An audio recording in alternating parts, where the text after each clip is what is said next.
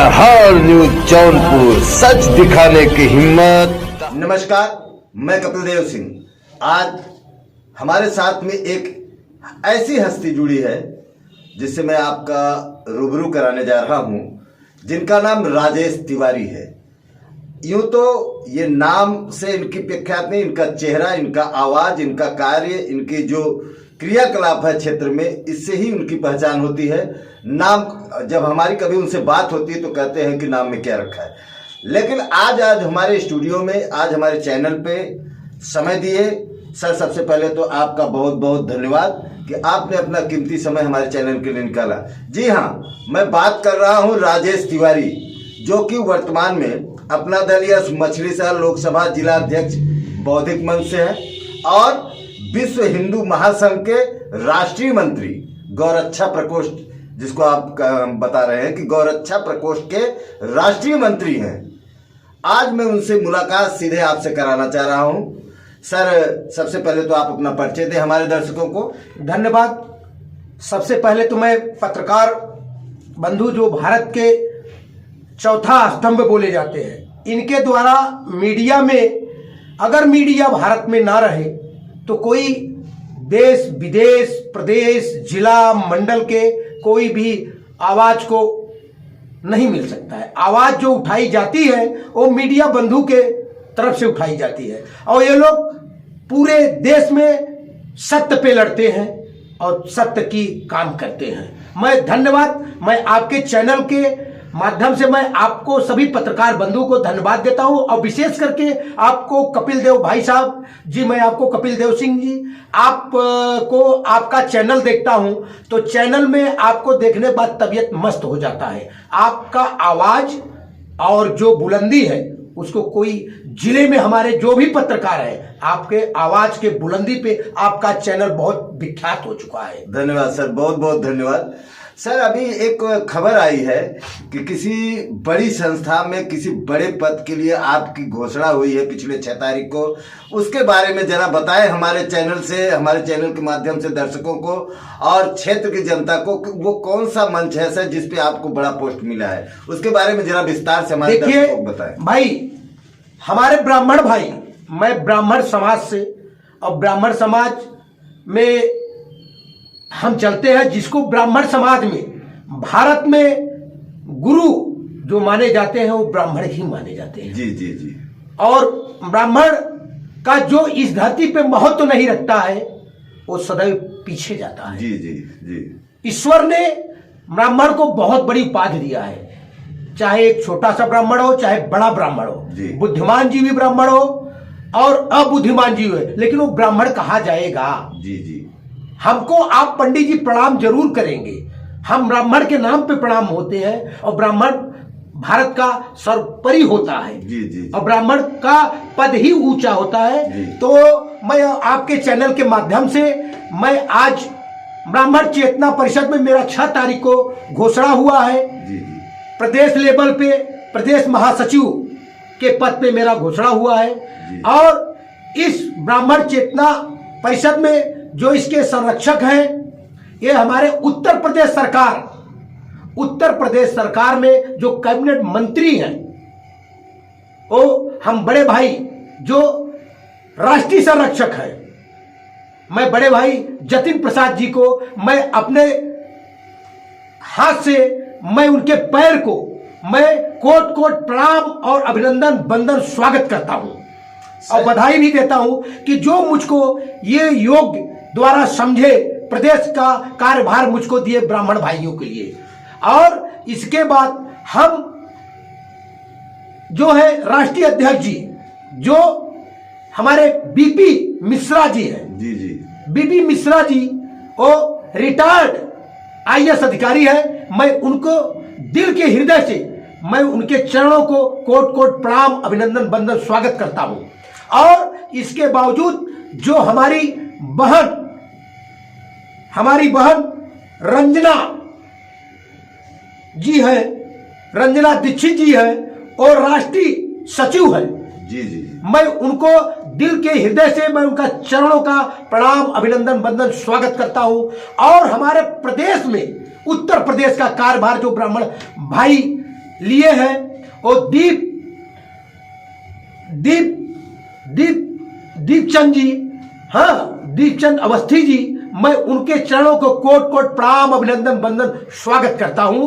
और उनके द्वारा मेरा प्रदेश में वो योग्य समझे हमको कि हमारा भाई राजेश तिवारी जी को मुझको प्रदेश का महासचिव बनाए हैं। मैं उनको दिल की हृदय से सभी ब्राह्मण भाई के तरफ से मैं कोट कोट प्रणाम अभिनंदन वंदन स्वागत करता हूं और हार्दिक बधाई देता हूं। राष्ट्रीय जितने हमारे पदाधिकारीगण हैं मैं उनको प्रणाम अभिनंदन वंदन स्वागत करता हूं। जो प्रदेश के भी हैं उनको मैं प्रणाम अभिनंदन वंदन स्वागत करता हूं। जो जिला के हैं उनको मैं प्रणाम अभिनंदन वंदन स्वागत करता हूं।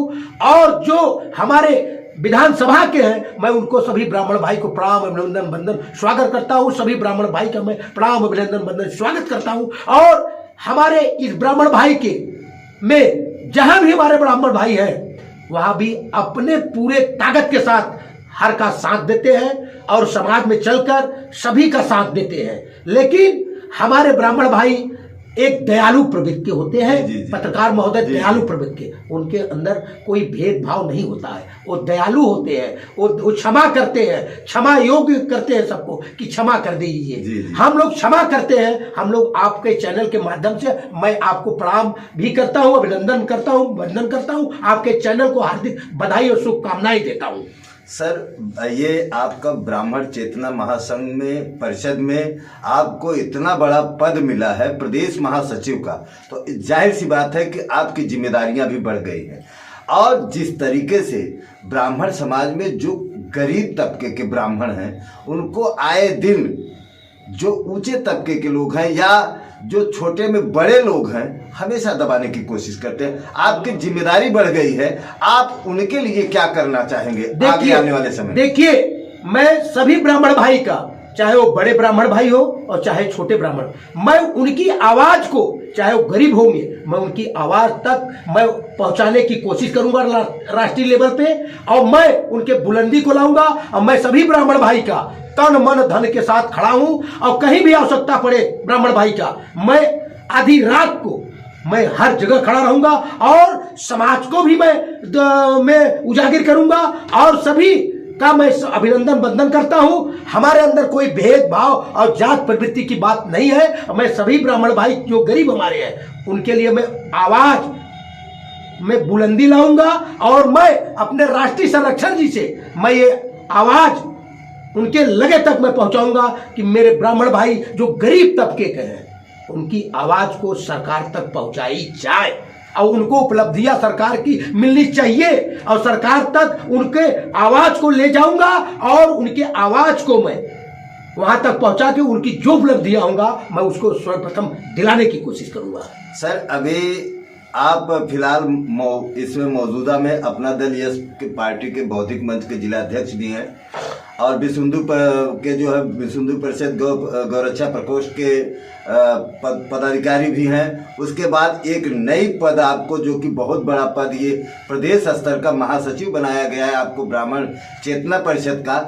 ये तीनों पद का जिम्मेदारी बहुत बड़ी होती है। और जैसा कि अभी डबल इंजन सरकार इतने ज़्यादा विकास का कार्य कर रहे हैं, फिलहाल एक चुनाव अभी विधानसभा का हुआ, 4 में से 3 जीत करके भाजपा, अपना दलीय भाजपा जीत करके आई है। आगे 2024 का जो चुनाव है, जैसे विपक्ष तो आरोप प्रत्यारोप लगाते ही रहते हैं, 2024 के चुनाव में आपका ये पद ब्राह्मण चेतना परिषद में जो प्रदेश महासचिव का मिला है, इसमें ब्राह्मणों का कहां तक रोल जाएगा जिससे आपका अपना दल यश पार्टी और मजबूत हो? देखिए, हम पहली बात आपको, ये हमारे ब्राह्मण चेतना परिषद है जी, और चुनाव की बात आप कह रहे हैं और चुनाव का डिबेट ले रहे हैं आप जी, और चुनाव के बारे में बोल रहे हैं जी। पहली बात सुन लीजिए, हम अपना दल यश से हैं जी और विश्व हिंदू महासंघ से हैं जी, राष्ट्रीय मंत्री पद पे हैं जी, और हम सत्य की लड़ाई लड़ते हैं बरोबर, और सत्य की लड़ाई चलेंगे। तो हमारे भारत के यशस्वी प्रधानमंत्री नरेंद्र मोदी जी ने सत्य की लड़ाई पे चल रहे हैं। उनकी विजय 2024 में सुनिश्चित है। और हमारे उत्तर प्रदेश सरकार में जो हमारे महाराज योगी आदित्यनाथ जी हैं, मैं उनको दिल की हृदय से प्रणाम भी करता हूं। और वो इस टाइम उत्तर प्रदेश का कमान लिए हैं और उत्तर प्रदेश में आप बात कर रहे हैं तो ब्राह्मण भाई सभी उनके साथ हैं। और वो हम ब्राह्मण भाई सत्य की लड़ाई पे चलते हैं, हम लोग सत्य पे ही जाते हैं। और जो धर्म की कार्य होती है हम लोग धर्म पे लड़ते हैं, हम लोग धर्म का कार्य करते हैं। जहां अत्याचारी होता है उसको दूर भगाते हैं, हम लोग धर्म की लड़ाई। तो हमारे बाबा महाराज योगी जी वो धर्म पे चल रहे हैं और इसके बावजूद भारत के यशस्वी प्रधानमंत्री नरेंद्र मोदी जी वो धर्म की लड़ाई चल रहे हैं। तो हम लोग धर्म पे चलते हैं। जो विकास का कार्य जो सरकार करता है वो विकास के कार्य पे हम लोग चलते हैं और विकास का कार्य करते हैं। इसके बाद विकास हो रहा है तो विकास पे ब्राह्मण भाई सभी साथ में है, सरकार के साथ हैं। सर एक सवाल, ये एक इंडिया गठबंधन हुआ है, जो बोलते हैं इंडिया गठबंधन, ये 4 राज्यसभा जो 4 चुनाव हुआ है विधानसभा का 4 राज्य का, इसमें तो इंडिया गठबंधन फेल हो गई। क्या 2024 में ये इंडिया गठबंधन का कुछ असर भाजपा और अपना दलीय जो डबल इंजन की सरकार है उस पर पड़ेगा? देखिए अभी भी आप चुनाव के बारे में आए, मेरा तो ब्राह्मण चेतना परिषद में मेरा नियुक्ति हुआ है जी। प्रदेश लेवल पे। जी। आप पत्रकार बंधु घुमा के बात कर रहे हैं तो मैं चुनाव की जो 2024 का कह रहे हैं कि क्या गठबंधन सरकार आएगी, तो एक चीज बता दूं कि 5 उंगलियां बरोबर नहीं होती है, लेकिन इसके बावजूद सरकार महागठबंधन फेल है। क्योंकि देश देख रहा है विकास के बाद धर्म की लड़ाई धर्म पे हो रहा है।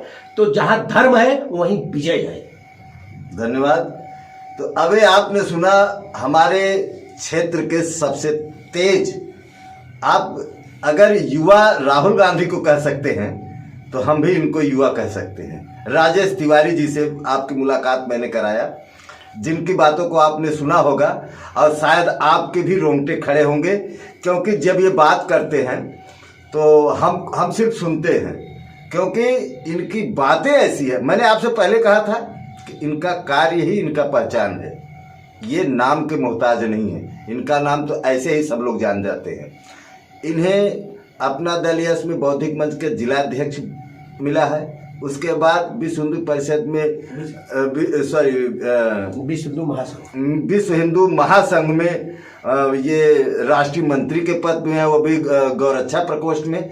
उसके साथ साथ इनको आज ब्राह्मण चेतना परिषद में प्रदेश का महासचिव नियुक्त किया गया है। अब जान लीजिए कि ऐसे तेज तर्राक अगर पदाधिकारी और कार्यकर्ता अगर हैं तो समझ जाइए कि क्षेत्र में विकास तो पक्का है और चोरों का तो यहाँ से सफाया होगा, बाकी आपके हाथ में है। धन्यवाद। आप हमारे चैनल से जुड़े रहिए। अगर आप हमारे चैनल को सब्सक्राइब नहीं किए हैं तो सब्सक्राइब कर लीजिए, ताकि आपके क्षेत्र के छोटी से छोटी बड़ी से बड़ी खबर आपके पास सबसे पहले और सबसे तेज पहुंच सके। जय हिंद, जय भारत।